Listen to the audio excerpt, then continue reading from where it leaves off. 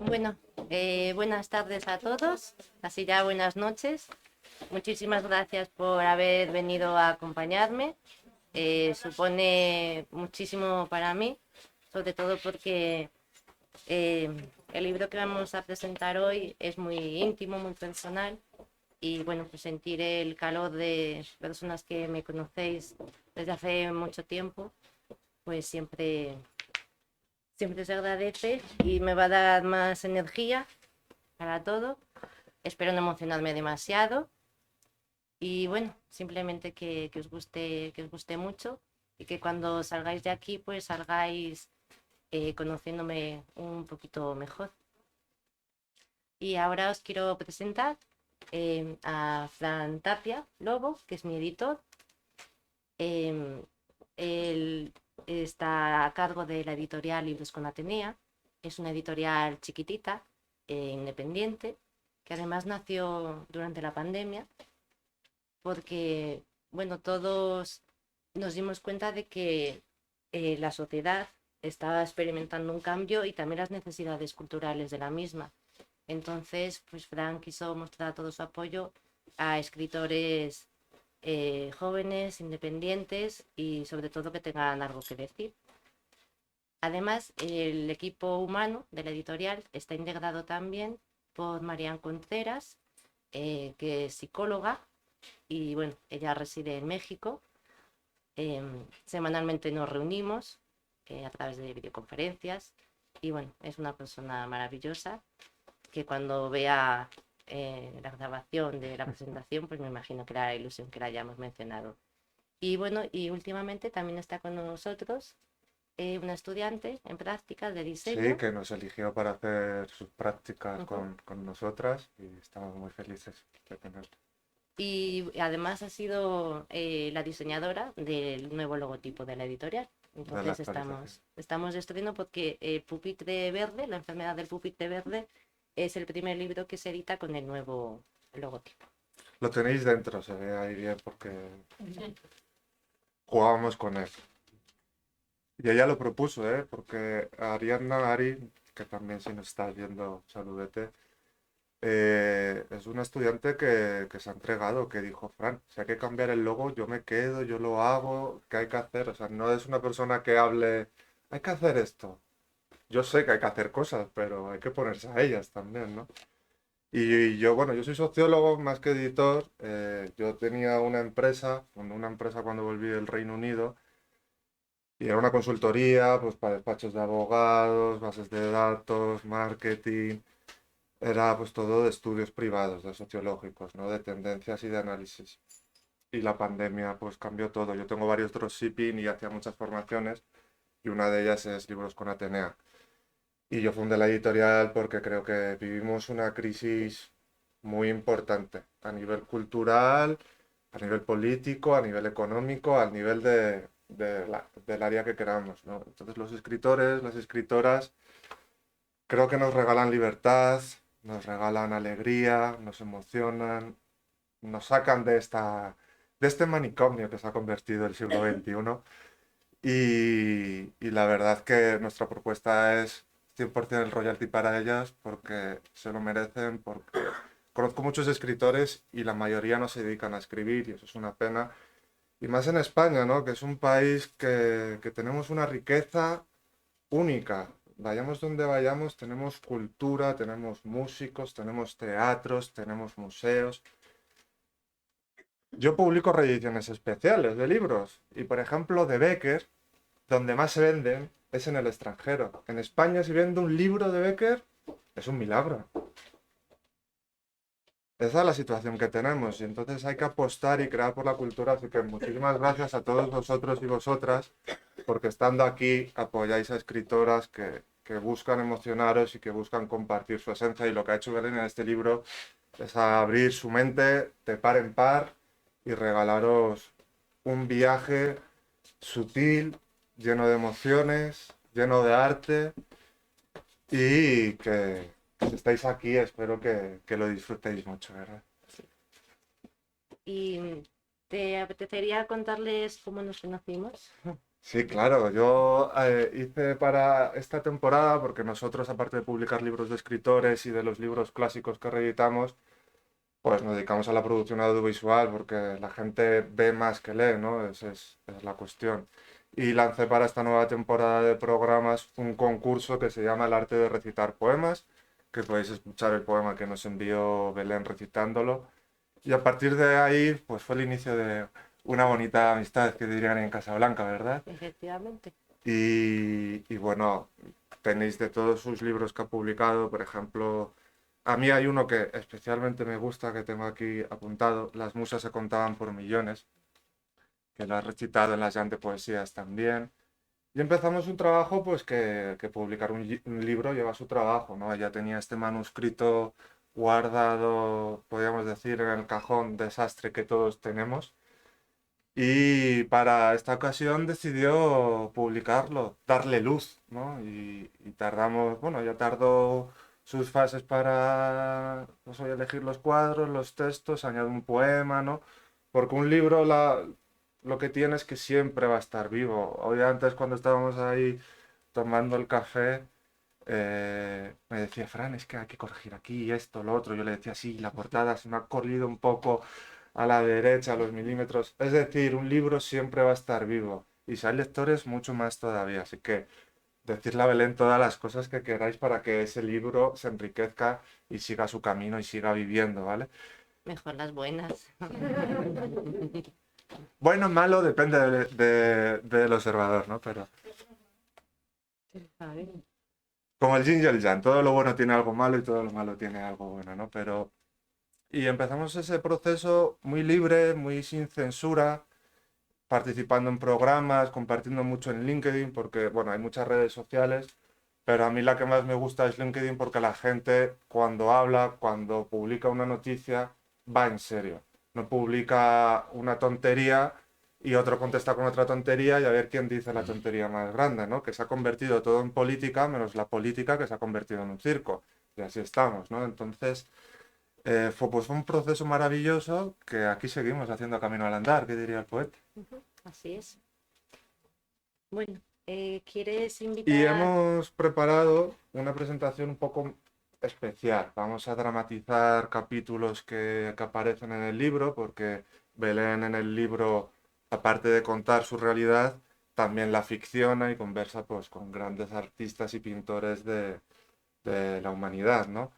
Entonces, pues vamos a querer darle ese toque un poco más especial, emocionaros. Belén dice, ay, esto va a ser muy emocionante, así, así, pero tiene la gran cualidad de emocionar sin tocar a nadie, ¿no? Entonces, eso es algo único y maravilloso y es un regalo que queremos compartir hoy con todos vosotros y vosotras. Y empezamos con la nota al lector, ¿te parece, Belén? Me parece muy bien. Eh, este libro pretende invitar a un selecto lector, o mejor dicho, a una selecta persona, en el arte de escuchar leyendo, de acompañar a su protagonista en sus diálogos en el arte. Estás invitado a pasar con sigilo, porque es un libro escrito en voz baja, en la oscuridad de la noche y en la intimidad de la soledad de una mente con su mente. Ten presente que esta historia nace de la necesidad de tratar de poner un poquito de orden en un rincón de la vida de su autor. Gracias. Pues esta sea la nota al lector que encontraréis en nada más abrir el libro. Y me hacía mucha ilusión dirigirme directamente a un futuro lector. Y a continuación, para que podáis adentraros no tanto en el libro, sino previamente en lo que han sido pues estos años de atrás, porque este libro yo lo escribí en el año 2009 para empezar a contar acontecimientos que cambiaron mi vida a partir del año 2006. Y bueno, pues ha estado 13 años silenciado el libro, decidiéndome a si era bueno publicarlo o no. Y curiosamente, antes de Navidades, la organización 11, a la que yo pertenezco, pues me invitó a formar parte con mi testimonio, de mi experiencia personal, en un documental. Y la semana pasada, cuando ya estaba empezando a preparar la presentación, pensé que sería bueno compartir con vosotros eh, mis intervenciones en ese documental, porque así muchos pasajes del libro que os encontréis, pues va a ser mucho más fácil comprenderme y bueno, dar un poquito de significado a todos los sentimientos que yo relato y he intentado adornar con ficción porque a veces la tristeza necesita eso, adornos para que duela un poco menos. Así que, Eso es. y bueno, pues a continuación os voy a leer el prólogo del libro porque creo que ya estamos, como quien dice, metidos en ambiente.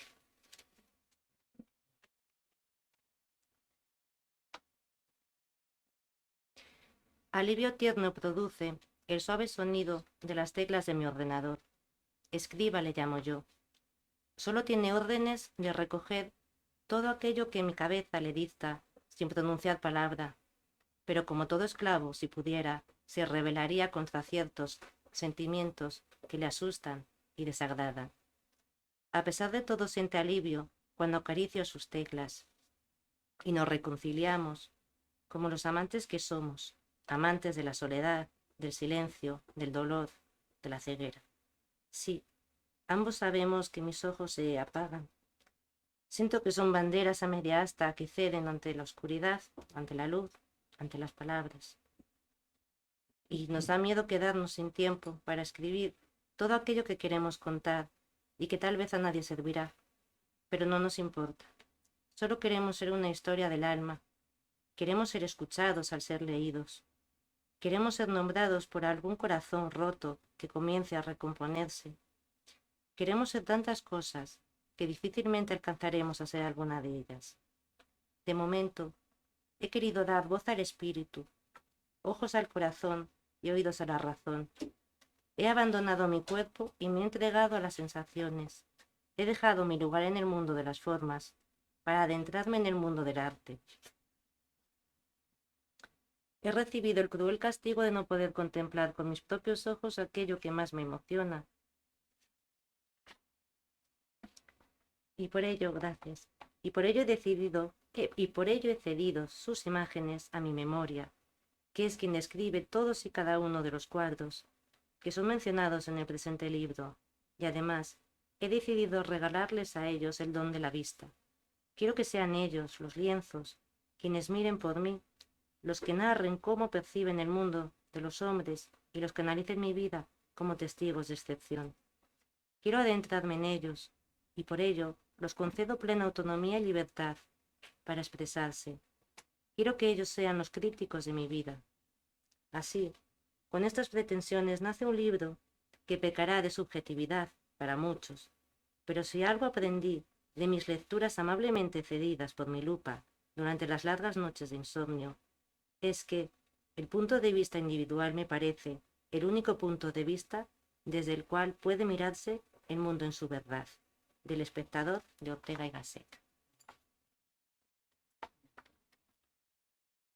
Y bueno, ahora os voy a poner un pequeño vídeo a modo de resumen para que podáis conocer cuáles son los lienzos de los artistas que se mencionan en el libro.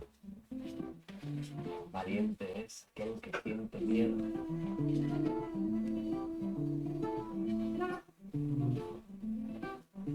Valiente es aquel que siente miedo, no se paraliza y no utiliza como combustible desván. Valiente es quien enarbola la verdad más dolorosa hasta la cumbre final y la diluye con el viento. de los ojos ardientes de libertad que te molesta de cadenas las miradas de cabeza, es aquel capaz de utilizar las lágrimas, de ciclar la rabia y de tomar un manto. Dudas siempre entenderás a los pies del rostro, uno llega, observas, cuando no les llega, no te vuelves no ser valiente. Es valiente. Y el tiempo te trata sin retoque para poder sanar las tardes.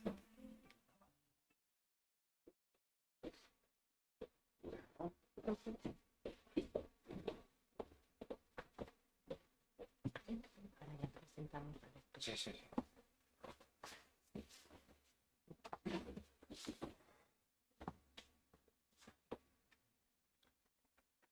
Pues antes de leer el primer capítulo, que vamos a hacer una lectura dramatizada del Grito de Munch, que por cierto está en nuestra página web para que lo podáis compartir y que invitéis a más personas a leer su libro, que eso es importante.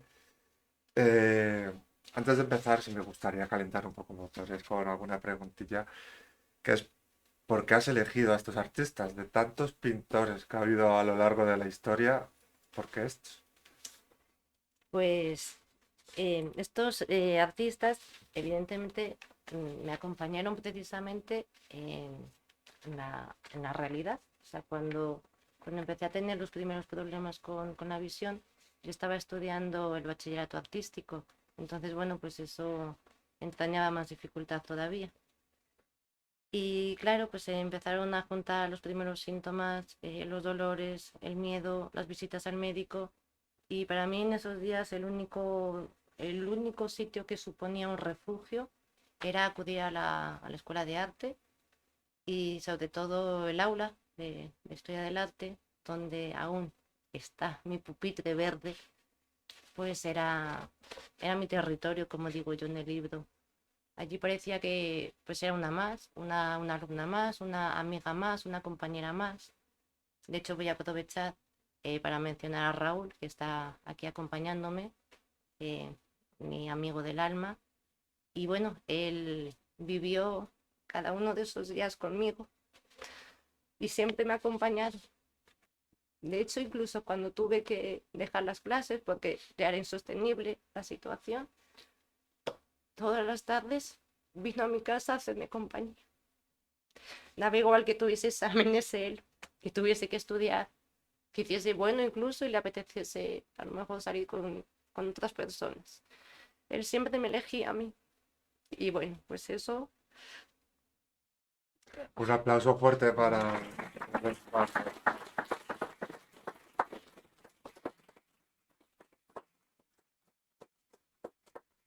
Y evidentemente, pues estos, en esa época, nuestro profesor de Historia del Arte, Tomás Furías, estábamos preparando la selectividad y el tema de las vanguardias artísticas pues fue el que coincidió.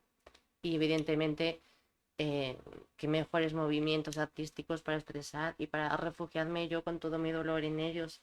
Pues entonces, claro, Munch con el icónico grito del expresionismo, Friedrich en el romanticismo alemán, con ese viejo contemplando el mar de espaldas que necesita la soledad de una roca, de un peñasco, como quien dice, Giacomo Balla, representante del futurismo, pues para denunciar, por así decirlo, la confusión temporal que se estaba viviendo en el primer tercio del siglo XX.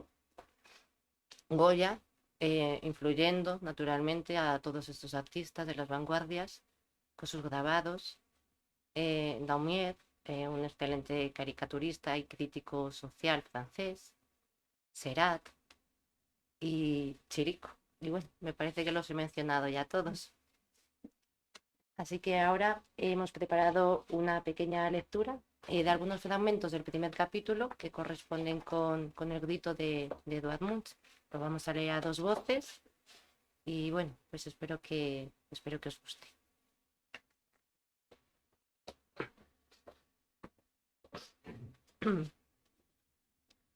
Se titula Gritando con un grito.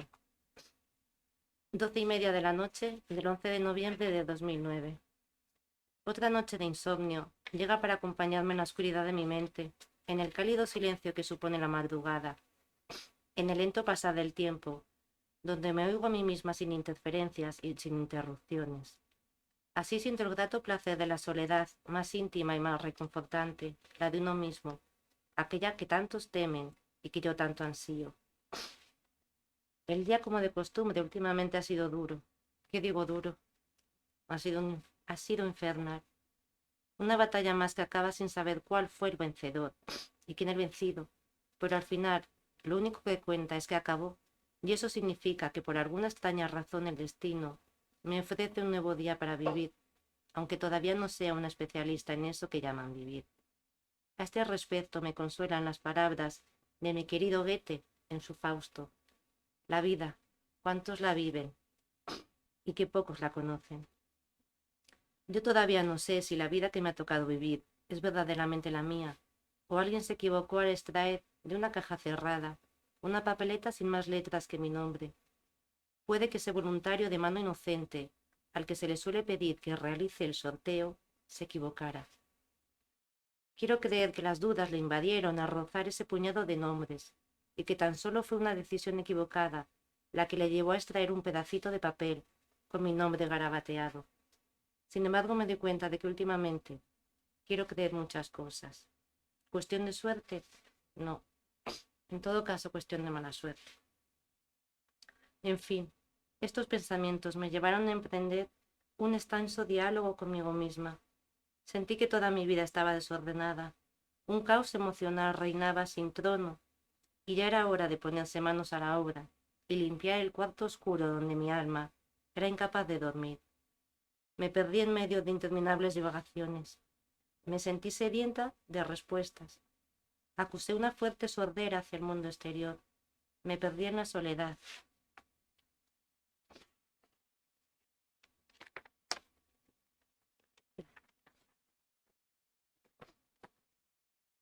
Me perdí en la soledad de mis pensamientos y, cuando me hallé exhausta de tanto cansancio vital, cuando la oscuridad de mis ojos no vislumbraba ni el más mínimo ápice de luz, sin dudarlo me levanté para buscar a otros espectadores, a testigos de otras épocas y momentos. Necesitaba encontrar oídos frescos y limpios, dispuestos a escuchar todo lo que yo en estos últimos años había guardado porque no sabía en qué cajón de mi vida colocarlo. Necesitaba un lugar donde me sintiera cómoda, o tal vez a salvo. Requería un refugio, o mejor dicho, un escenario hermoso, donde representar ciertos episodios de mi vida. Para ello tan solo tuve que viajar a mi antigua aula de historia del arte y volver a sentarme frente a la pantalla, sobre mi pupitre. Y así, a las 11 menos 10 de la mañana de un viernes de febrero de 2008, me senté en mi pupitre verde situado en primera fila. Ese era mi sitio. ¿Qué digo mi sitio? Era mi territorio, tan mío que sentía una verdadera posesión hacia él. Con la torpeza de mis manos frías, casi gélidas, y un característico olor a tabaco entre los dedos, me dispuse a colocar mi lupa, aunque bueno, esto no es cierto, porque lo que colocaba en ese momento era mi ojito, ese ojito que me daba premura para escribir y leer al mismo tiempo, en el que mi mente empezaba a ordenar ideas, palabras y conocimientos. Agarré con suavidad el bolígrafo negro y mi mano comenzó a cabalgar sobre un silencioso folio en blanco que cedería paso a una diminuta letra ruidosa. Tras el ritual previo a la entrega del examen, este llegó a mis manos. Su objetivo era calificar el tema de las vanguardias artísticas del siglo XX. Con una confiada sonrisa leí las preguntas, y sin dificultad mi mente ordenaba las respuestas que mi mano, como un obediente escriba, apuntaba de forma apresurada. La sorpresa llegó cuando el profesor proyectó el grito de Munch. Lentamente levanté mi cabeza y de pronto sentí la inquietante necesidad de correr hacia ese cuadro. Quería entrar en él para esconderme en aquel atardecer retratado con trazos nerviosos y enfermizos, teñidos de colores cálidos y chillones, que morían finalmente en un amasijo de grises y azules. Quería atravesar el puente pintado por Munch y pararme allí sin más. Quería contemplar otro espectáculo, tal vez otra vida. Sin dudarlo, di un paso al frente con los pies de mi espíritu y me adentré en aquella escena pintada en 1893, que curiosamente Son los mismos números que componen la fecha de mi nacimiento, 1983. Así, un siglo de diferencia me separaba del lugar que por aquel entonces quería que fuese mi hogar. De pronto, supe que ya estaba allí, dentro de aquel cuadro en el que quería esconderme, o más bien, en el que quería desaparecer, aunque solo fuera por unos instantes, de todo ese caos en el que se había convertido mi vida. Sin embargo, y para mi propio asombro, una vez dentro de esa mágica dimensión no hallé nada, absolutamente nada. Todo era del blanco color del vacío. Allí, donde quise esconderme, no había sombras, no había color, no había vida. Ante tal desilusión, mis ojitos empezaron a sentir sed. Sí, querían llorar líquida tristeza, sobre todo, porque como suele pasar en los sueños, se dieron cuenta de que en esa irreal dimensión no sentían dolor, y la luz de aquel blanco resplandeciente no lo sería. Allí, mis ojitos estaban sanos, nada les impedía hacer lo que más les gustaba, que era ver. Las lágrimas llegaron con tanta violencia que mis manos se convirtieron en un improvisado pañuelo que pronto se arrugó con tanta humedad. Fue entonces cuando escuché una voz que me decía. ¿Por qué lloras? Era la voz de Munch, quien preocupado me tendía un pañuelo que no dudé en aceptar, y una vez enjugadas mis lágrimas, reuní fuerzas para contestarle. Lloro porque no puedo hacer otra cosa. Lloro porque no comprendo nada de todo lo que me está sucediendo. Lloro porque nadie responde a mis preguntas. Le dije con la voz ahogada en el típico hipo y una garganta llorona. A lo mejor lo que preguntas es demasiado difícil de responder. No, no creo que sea tan difícil decirme qué les pasa a mis ojitos o cuándo van a ponerse bien. Yo no quiero quedarme así para siempre. Eso no es muy difícil de entender. Tienes razón. Es normal que alguien que sufre quiera conocer a qué hora terminará su desdicha. La pregunta que realizas está formulada con los interrogantes del miedo, y eso es natural. ¿Sabes? Creo que lo que más miedo me da es que tengo el presentimiento de que esto no va a terminar, sino todo lo contrario. Creo que no he hecho nada más que empezar. Mi pérdida de visión no es más que el debut de lo que aún está por llegar. Le confesé así mi más intenso miedo por aquellos días. Yo no puedo afirmar ni negar aquello que desconozco. Me encantaría decirte que todo saldrá bien, que todo pasará, y que esto que hoy te asusta, mañana no será ni siquiera un recuerdo. Pero no lo sé, y no quiero mentirte con palabras huecas y esperanzas de papel. Nunca me ha gustado engañar a los corazones asustados. Yo no busco esperanza ni consuelo, sino verdad. Verdad y un poquito de sentido a todo esto. Quiero creer que el dolor no es estéril y que el sufrimiento tiene algún sentido. Ay, pequeña, qué equivocada estás si crees que el dolor es capaz de engendrar algo bueno. Nada de eso.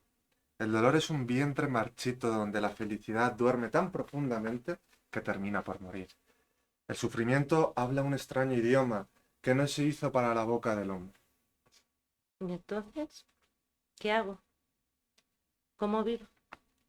¿Sabes qué doloroso resulta el comprobar que mientras tu mundo no es más que una madeja enredada de hilos de acero, nada, nada a tu alrededor ha cambiado? ¿Sabes qué triste resulta el comprobar que la vida transcurre plácidamente para los demás, mientras que para mí se apaga la luz? Naturalmente que lo sé, conozco todo aquello que con amargas palabras me relatas. ¿Sabes?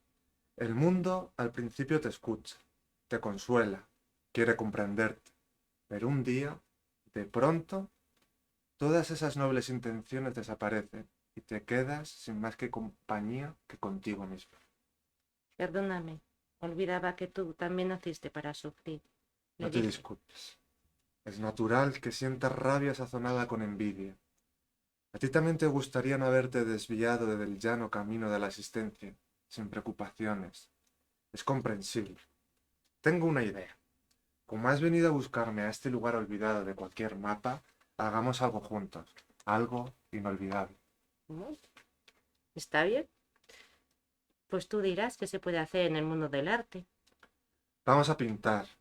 Cada uno se enfrentará a un lienzo en blanco para amueblarlo con sus sentimientos. ¿Qué te parece? Pues me parece estupendo.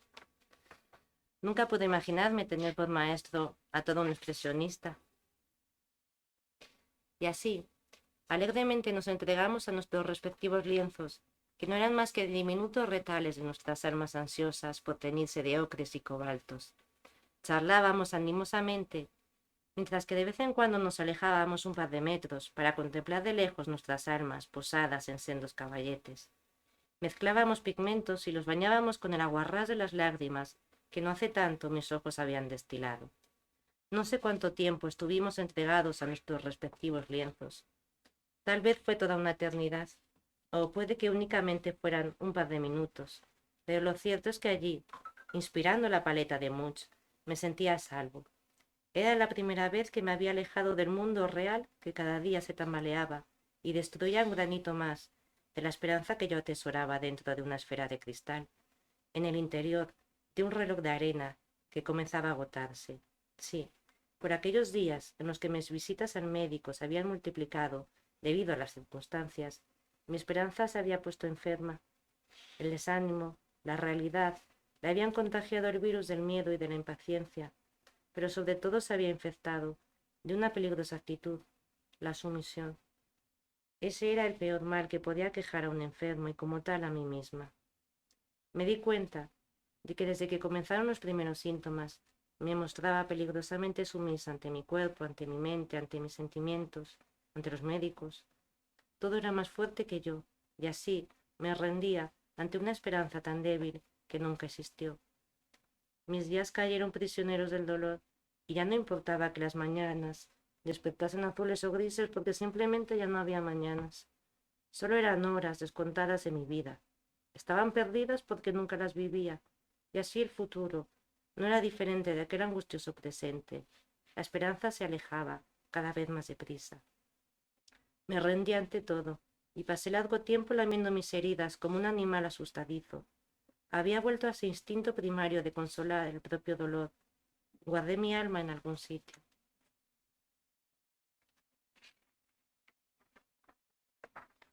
Y eso fue lo que le conté a Munch mientras terminábamos nuestros cuadros, y llegó el momento de dar por concluidas nuestras obras. ¿Te has terminado? Yo sí, acabo de dar mi última pincelada. Bueno, sí, creo que ya está. Muy bien. ¿Qué te parece si nos enseñamos nuestros cuadros ya terminados? Bien, pues tengo ganas de saber qué has pintado. Munch me mostró su grito. Había recreado a mi lado el que sin duda sería uno de sus cuadros más conocidos.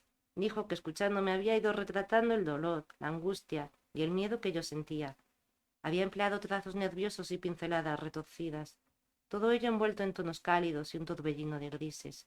Incluso a lo lejos había situado a dos personajes que se alejaban de la escena principal. Yo giré mi lienzo para enseñárselo y pudo contemplar mi propio rostro. Sí, yo había pintado el retrato de aquella persona a la que habíamos abandonado en el aula de Historia del Arte y que continuaba escribiendo bajo una gran lupa para poder ver su propia letra. Munch no supo quién estaba más asustado de los dos, si su retorcido grito o mi retrato envuelto en solitaria tristeza.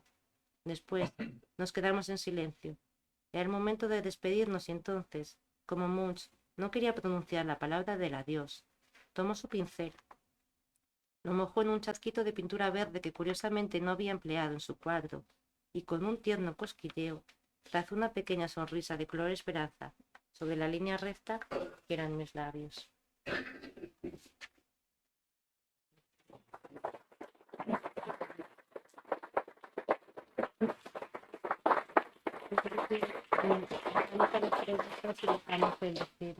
Vale. Por el tiempo, que no sé cómo vamos de tiempo. Vale. Claro. Bueno, espero que les haya gustado.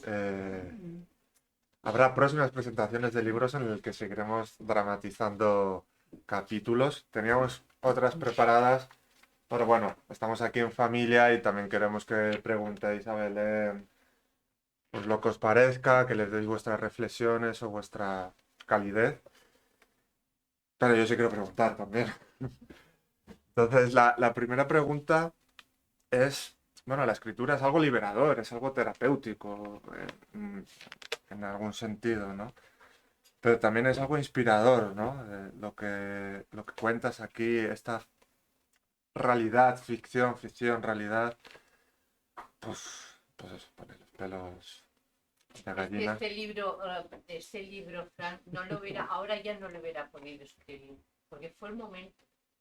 Yo le leí la primera, claro, fue ese momento. Ahora creo que no lo hubiera podido escribir. ¿No crees? Pues ya te han lanzado la pregunta. Claro, o a lo mejor, Ya está hecho, ya está hecho. no, o a lo mejor podía escribir ahora otro, pero no con los sentimientos, Loli, a Raúl, que le agradezco en el alma. ¿Te acuerdas que te decía, agárrala? ¿Te acuerdas siempre?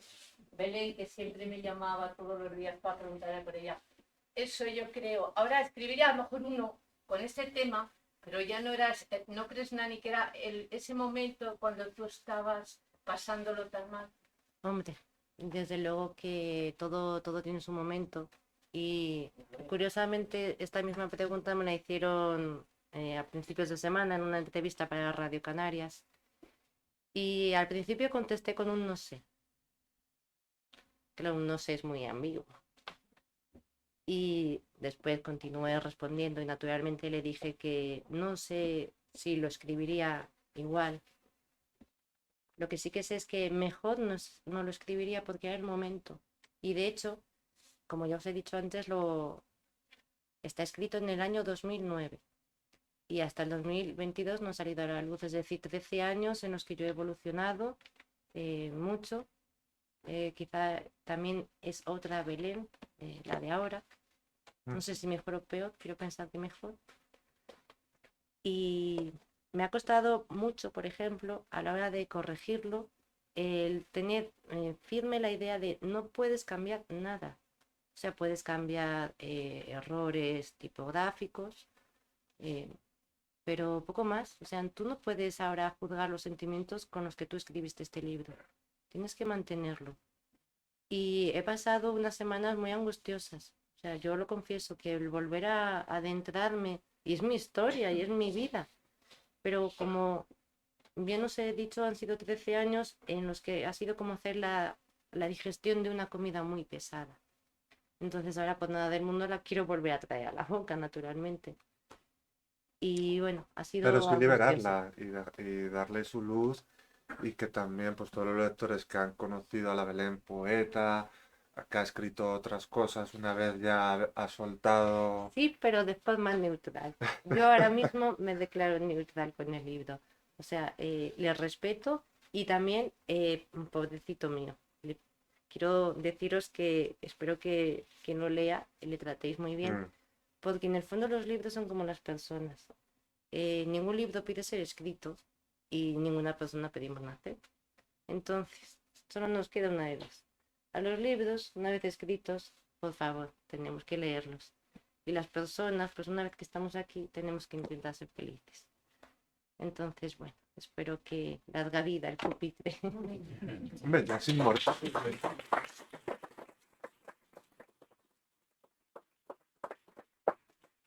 Ya es inmortal. Eso ya, el futuro no sabemos lo que va a pasar, que digan los futuristas, que a mí me gusta mucho esa época. Pero en el libro hay una cita que dice, la enfermedad llega cabalgando sobre un corcel y se aleja montada sobre una tortuga.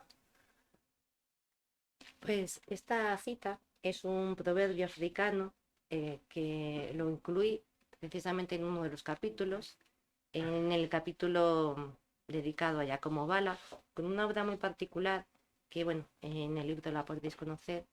Son los pies de una señora, como si fuese caminando muy deprisa, con su perrito de la correa, también muy deprisa. Entonces, bueno, pues es una obra futurista y lo relacioné con esta frase porque si os dais cuenta, a ver, todos somos humanos, todos tenemos enfermedades, todos hemos padecido sufrimientos, dolores o incluso acompañado a seres queridos enfermos. Y sabemos que la enfermedad llega y todo lo revoluciona. Por eso llega montada en un corcel. Y, Dios mío, para que se vaya. Desde luego que monta en una tortuga. A veces ni con esas. Entonces, por eso incluí esa frase, porque me parecía muy humana y sobre todo que también invita al lector también a reflexionar. Y desde que escribiste el libro, ahora que ve la luz, pero la vida es cambio, es inevitable, ¿no? Hasta la fiera cambia la piel. Es normal que nosotros también cambiemos. ¿Qué ha cambiado en tu vida desde ese 2007? Bueno, pues sinceramente creo que he tenido desde entonces muchas vidas, muchas. Como la del pirata cojo. Totalmente, vamos, me pruebo los trajes y los nombres de todos los personajes que nunca seré, como dice Sabina. Exacto. Y bueno, lo que sí que te puedo decir es que ahora, hace ya, gracias a Dios, unos años, coincidiendo precisamente, pues mira, hace 3 años que muchos me acompañasteis ya en la presentación de mi primer libro, Breve Antología para el siglo XXI, que también fue un 26 de mayo. La casualidad. Sí. Y bueno, pues yo creo que en ese momento sí que mi vida empezó a cambiar mucho, muchísimo. Han sido 3 años muy intensos para todos y solamente espero que la Belén, que ahora parece que empieza a vivir de una forma más calmada, más reconciliada consigo misma sobre todo, pues os guste y espero mantenerla. Y desde luego que los libros me llevan de la mano hacia ese camino.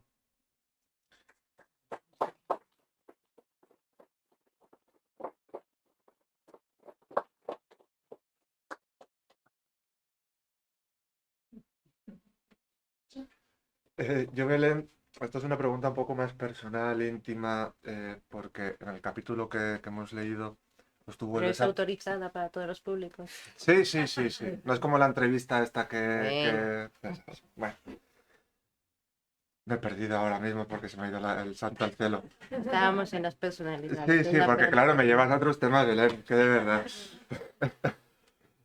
Que tú con los pintores pintas, algo que, o sea, lo haces a través de la palabra. ¿Cómo? Porque, claro, pues con todo el proceso de la enfermedad, ¿no? Pues has buscado ese camino, ¿no? Para liberar tu expresión artística también. ¿Cómo fue ese punto de voy a pintar yo también mi cuadro con un gran cuadro, pues como hemos hecho en este caso con Munch, que es una obra pues que suena muy bien, es muy ensoñación, ¿no? El hecho de que es que él pintó el cuadro conmigo a mi lado y me dibujó una piel sonrisa, ¿no? Es algo maravilloso y por eso digo, ¿qué te ha permitido liberar las palabras a la hora de pintar? Pues realmente no, el libro cuando empecé a escribir no llevaba una planificación, Ujú. no tenía ni un comienzo, por así decirlo, ni un final. Solamente sé que está escrito a tiempo real. Durante mis noches de insomnio, por las noches, pues eso, me metía en la cama y escribía. Intentaba relatar lo que había sido ese mismo día. Y claro, según iba escribiendo, pues iba dando saltos al presente, al pasado. Y casualmente siempre me iba a estos lienzos, a estos cuadros. Y al día siguiente, cuando ya tenía decidido que ese sería el Ujú. cuadro del capítulo, y empezaba a investigar y pasaba semanas y semanas investigando pues detalles de la vida de los autores. Pues con todos, curiosamente, descubrí que tenía puntos en común de sufrimiento, de angustia, pues, de dolores, ausencias. Y entonces me venían, o sea, fue como una trayectoria mágica, es como si yo salía a buscarlos con la palabra y ellos me salían al paso. O sea, fue un proceso muy, muy mágico en ese sentido. Y cuando decidí que tenía que poner punto y final al libro, pues tampoco sabía dónde dejarlo. Ujú. Tiene que aparecer la diosa Atenea para poner ese poema que hace de broche final. Pero me gustaría preguntarte por Goya porque me parece un capítulo muy emocionante, aparte de ser uno de los grandes y pintor patrio, ¿no? Y además que le dedicas no uno, sino dos capítulos en el libro, que por cierto todos los capítulos abren con la obra para que la descubráis también y al final hay una biografía que, como comentabas, ¿no? De la labor de investigación que hacen todos los escritores y escritoras. Pero Goya, ¿por qué de tanta dedicación y tanta, podríamos decir, locura en el buen sentido de la palabra locura con Goya? Pues efectivamente a Goya le dedico no uno, sino dos capítulos, porque la obra que elegí fue un grabado, que a lo mejor sí que le conocéis. Aparece un hombre que está como reclinado, dormitando, sobre, como si fuese su escritorio, por así decirlo, y una frase grabada por Goya que dice que el sueño de la razón produce monstruos. Y efectivamente, entonces decidí dedicar un primer capítulo titulado Soñando con Goya, porque adentrándome en esa frase, relato pues diferentes pesadillas que a mí se me repetían por la noche y claro, pues me hacía sufrir hasta tal punto que en el libro le doy voz a mi propio ojo y me dice, se niega ya a seguir durmiendo, o sea, se me declara en huelga porque no quiere, está asustado y no quiere que sigamos durmiendo y soñando con todo aquello que nos hace tanto daño. Entonces decidimos adentrarnos en el mundo de Goya, pero claro, cuando llegamos imaginariamente al lado de Goya e intentamos despertarle, pues no hay manera, no hay manera de despertarle. Por eso enlazamos un segundo capítulo que se titula Despertando a Goya, porque claro, pues cometemos una torpeza imperdonable, mi ojito y yo, en ese mundo loco de la historia del arte, que es que no habíamos contado con su problema auditivo. Entonces, bueno, pues ahí se abre un mágico canal de comunicación relatado, a mí me gusta mucho porque es relatado a base de caricias, entonces, porque nos comunicamos posando las yemas de nuestros dedos, Goya y yo. Entonces es como si fuésemos telegrafiándonos pues todo aquello que nos queremos contar. Y de hecho es Goya el que me invita a dormir junto a él para alejar todas esas pesadillas. Capítulo maravilloso. Yo no me voy a entretener más, os voy a dejar ya con Belén y así la tiro unas fotos y con todo lo que estamos viviendo aquí todos juntos en familia. Muchas veces escribimos desde el estómago, otros desde el corazón, otras desde la cabeza, otras desde las pelotas o desde el órgano sexual que queramos. Pero gracias Belén por desplegar tu esencia, desplegar tus alas, volar al mundo del arte y entregarnos emociones y una parte de ti que ya es inmortal. Pues gracias por volar conmigo.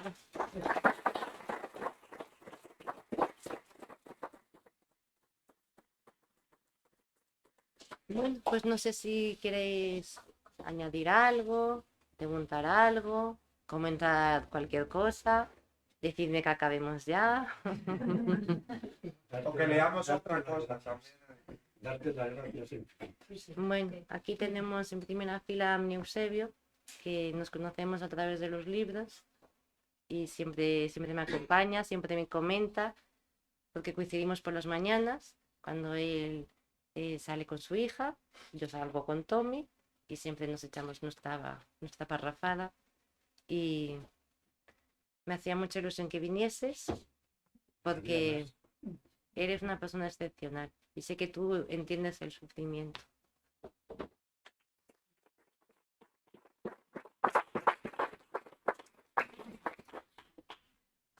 Y bueno, si no tenéis nada más que decir, ya para terminar, os voy a leer, es muy cortito, lo prometo, el último poema, que es lo único, curiosamente, que añadí al libro, porque cuando le entregué ya el manuscrito definitivo a Fran, me dijo, ¿vas a añadir algo, un poema? Digo, bueno, pues quizás tengas razón, ya que la gente me conoce por la poesía. Digo, pues les vamos a regalar un poema. Y escribí un poema especial para el libro.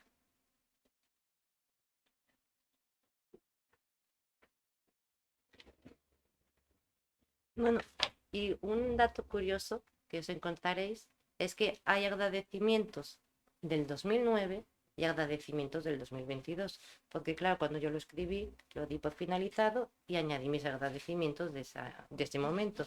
Pero como hay mucha gente que se ha unido en estos años, pues entonces había que felicitarlos y darles las gracias en el 2022. Bueno, pues es un regalo para mis lectores y un poema titulado Porosos. A todos aquellos, yo entre ellos, que sufrimos pues nos duele la vida, no se extrañen, ni yo con ellos. Nunca se olviden y siempre recuerden que de piel, hueso y espíritu somos todos, yo también, por capricho, por defecto o por error, seres porosos, porosos somos, todos. Muchísimas gracias.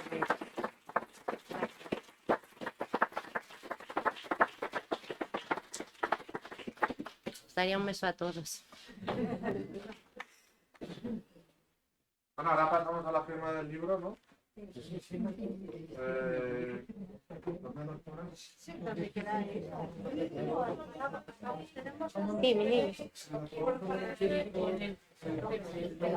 Wow, como quieras.